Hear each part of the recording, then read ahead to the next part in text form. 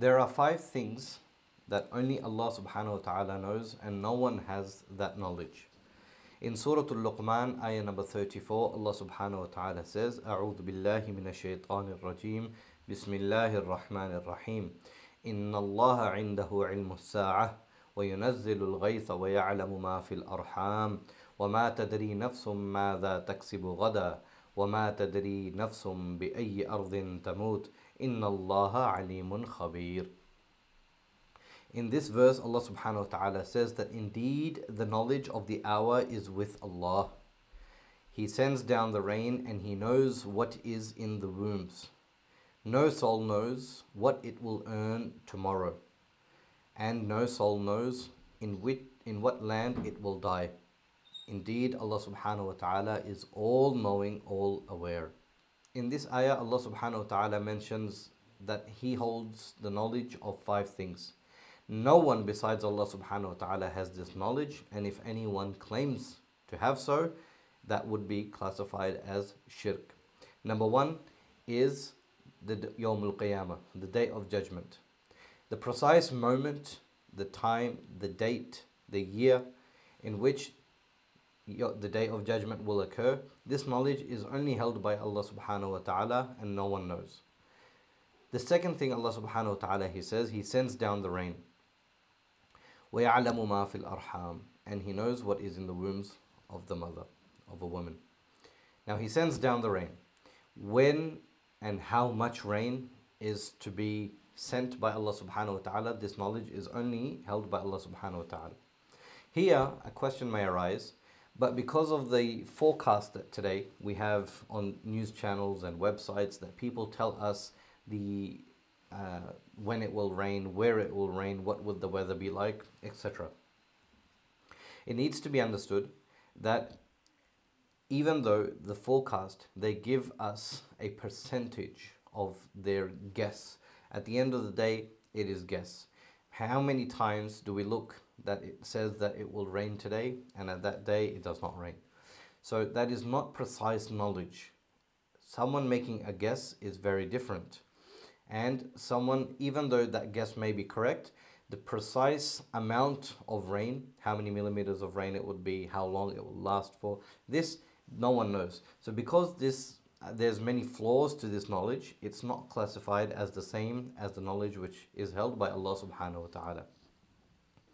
The second thing is that the same question may arise, that people may say that in nowadays we have technology, ultrasounds, which can tell us or help us identify the gender of a child in a mother's womb. So Allah subhanahu wa ta'ala says that it is He who knows what is in the womb of the mother. However, science also tells us or gives us that information. However, that information is again flawed. It is not accurate because the tests can be incorrect. And also the fact that Allah subhanahu wa ta'ala knows the moment even before when the sperm enters the mother's or the woman's womb. Allah subhanahu wa ta'ala knows that this sperm cell will then turn out to be twins, or a male or a female, or whatever amount of children, and how many children are to be born from this womb. Allah subhanahu wa ta'ala has encompasses the full vast amount of this knowledge. So it needs to be understood that scientists or technology can only give us this information after a certain period of time. It cannot be given to you before. So when a woman gets married and sperm enters her womb, science cannot tell us at that moment that whether this woman will give birth to a boy or a girl or twins. This knowledge is by Allah subhanahu wa ta'ala. So what is in the wombs, meaning when the sperm enters the mother, the woman's womb, what is in her at that precise moment until birth, that Allah subhanahu wa ta'ala knows and we do not know. Allah further goes on to say that no soul knows what it will earn tomorrow. The same again question may arise, that someone who's on a fixed salary or permanent wage, they will know that tomorrow that's how much I'm supposed to be making. Again, that information is flawed. No one knows whether that person will live till tomorrow, whether that person will get fired tomorrow, whether that person will get a raise or decrease.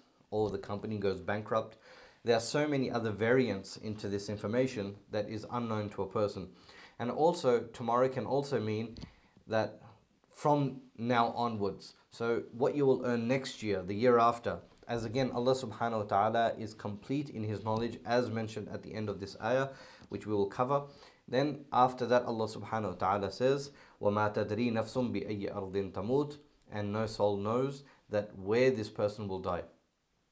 When a person is born, that person, it is not known by anyone where this person will die. Will this person die while this person is living in its home country, while he is migrated to a different country, whether someone is on holidays, traveling the world, or out somewhere else? No one knows exactly which area, which place a person will die. This knowledge is held only by Allah subhanahu wa ta'ala. For this very reason, that there may be hints and ideas and guesses that we make and say that, all right, this is roughly, this is what will happen. But Allah subhanahu wa ta'ala says, Inna Allaha alimun khabir, that indeed Allah is all knowing and all aware.